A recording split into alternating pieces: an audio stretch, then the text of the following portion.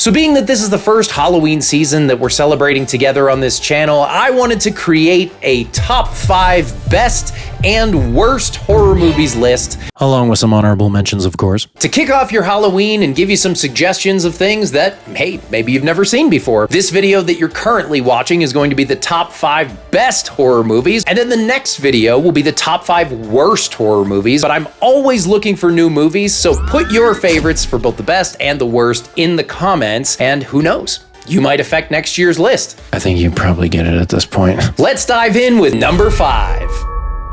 Friday the 13th, Part 6, Jason Lives. This Tom McLaughlin directed 1986 addition to the Friday the 13th series sees what I think is the ultimate version of Jason Voorhees, resurrected by a freak lightning strike only to wreak absolute havoc on the town of Crystal Lake. This movie is nuts. There are some goofy characters, there are some serious characters. There's a scene in this movie where Jason crashes a bus and it lights on fire and then he's standing on top of it. That scene is so freaking awesome, and to me, like, that is Jason. So many of the past movies and its sequels had Jason doing random things. 1, he's not even in the first one. 2, he's just got a bag over his head. It's not even until Friday the 13th Part 3 that Jason gets the hockey mask. In a lot of ways, it feels like all of the Friday the 13th movies have been building to number 6. It has a huge budget with these giant set pieces. Jason goes to the camp and there are kids there while he's just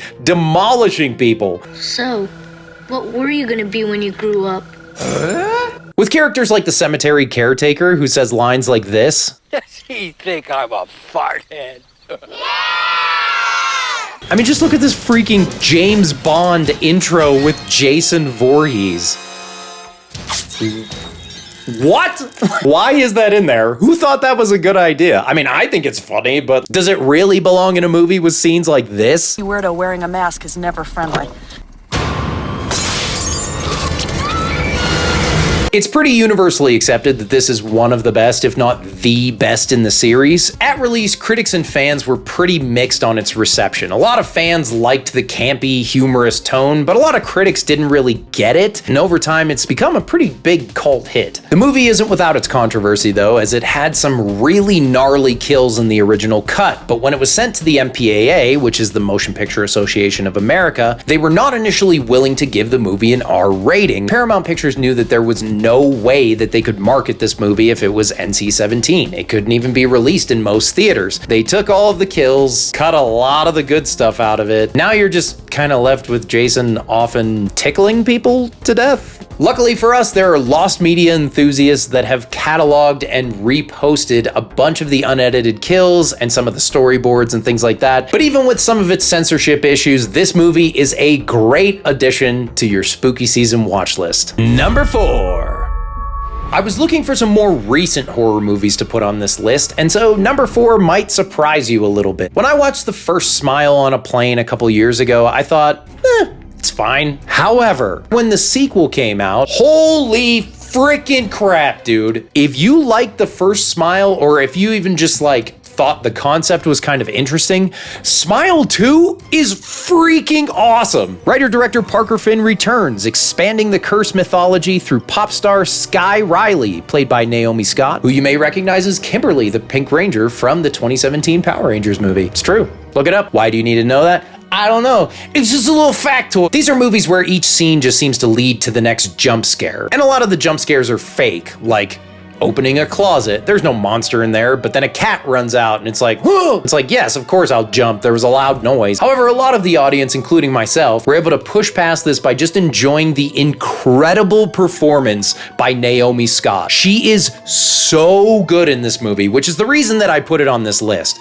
Her performance alone, and a lot of the performances in this movie, are fabulous. I was shocked when I watched this because honestly, 2s are usually not that good, but this is one of those rare sequels where I wish the first one didn't exist and this was the first one. Even though there are a lot of cheap jump scares in this movie, there are a lot of very creepy and strange images. The acting is fantastic and the writing is done in such a way that a lot of times had no idea what was real, what was in her head, what was fake, what was like a demonic vision. I won't show it in this this video because it's a huge spoiler, but you do get to see what the smile actually looks like. Holy crap, dude. That is a legit monster. Critics tended to land in the mixed to positive zone, and I really enjoyed Smile too, and if you haven't seen it yet, I definitely recommend it. Number 3.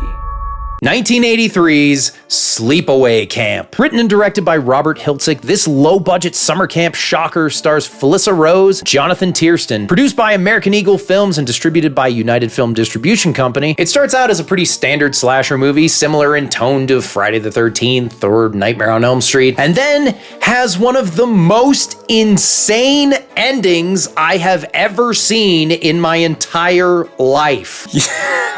I'll preface this by saying this movie is definitely not for kids, so if you are a kid, please do not watch this movie. As you are watching it, you will not guess the ending. As kind of a creepy camp cult thriller, Sleepaway Camp is a lot of fun. A cult classic, which if you've seen it, I am genuinely interested in your opinion. Please don't leave any spoilers in the comments, just so it's fun for all of our friends. While you're at it, hit that like button if you like this video. Give me some hype points, which is apparently a thing that we have to do now. I want to talk about a few honorable mentions, which are favorites, but if you don't get around to them, then not a huge deal. Fright Night, the 1985 cult classic directed by Tom Holland, not Spider-Man. Sorry, nerds! Starring William Ragsdale and Chris Sarandon, was both well received at release and now has a cult classic following. This is one of those movies that you watch for its practical effects. It is a fabulous effects showcase, and I think the movie's a lot of fun too. The narrative is really interesting, and it keeps you hooked the entire time. Speaking of incredible practical effects, 1981's An American Werewolf in London, directed by John Landis and starring David Naughton and Griffin Dunne, is a critically acclaimed dark humor masterpiece with some of the absolute best visual effects you will ever see. If I ever do anything in the future with werewolves, this is the movie that I will point to as inspiration, because this movie has the most incredible transformation scenes. It's almost worth watching just for that. 1982's The Thing, directed by my favorite horror director, John Carpenter, starring Kurt Russell and Keith David, was initially divisive between critics and audiences, but has since become not just a cult classic, but I would argue one of the best movies ever made. The amount of suspense in this movie and the way that you never know who is good, who is evil. It's a masterclass in paranoia with some of the absolute best visual effects you will ever see that still hold up today. You know why? Because the effects were really there. They're not CGI, they're not reacting to a green screen, not naming any names. This is just a mean joke. This isn't part of will the look movie good. at all. So, you know, it was a very interesting experience. Watching the monsters actually attack these people is much more entertaining than watching a CGI creature that you know is not actually there. But we can all agree, I'm right.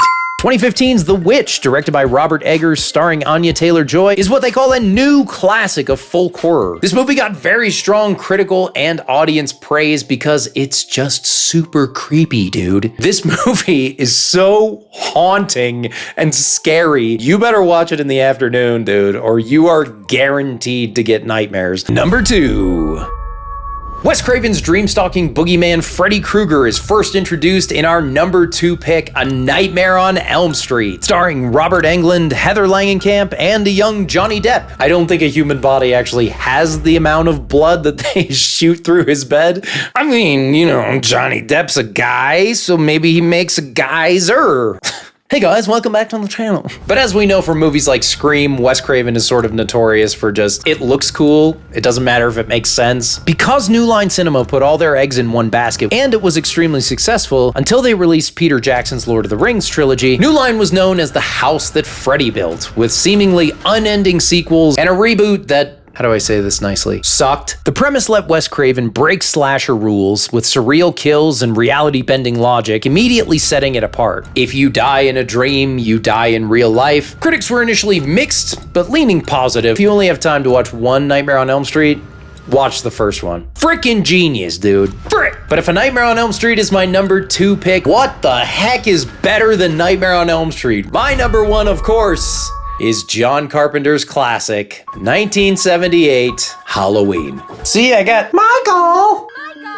He's right there. He's a little pumpkin. Your arm's too short. Loser. With the William Shatner mask wearing supernatural baddie Michael Myers, stalking quiet high schooler Laurie Strode, played by Jamie Lee Curtis, and eluding Dr. Loomis, played by Donald Pleasance, this John Carpenter classic is an atmospheric thriller, which essentially defined the suburban slasher formula. This is the definition of true independent filmmaking. John Carpenter himself did all of the music, the widescreen compositions, and created some of the best slow burn stalking sequences, which genuinely make you feel like you could be followed by some creepy stalker. Initial reviews were pretty mixed, with the film not doing that well at the box office until strong word of mouth completely flipped its narrative. And over time, it became a critical darling and a genre-defining film that inspired so many of the classic slasher films that we think of today. As James Rolfe said in his review of the Halloween franchise, turn on this movie in the background while you're doing your Halloween celebrations, people are trick-or-treating, you can hear people outside, and at the end, when it's dark out,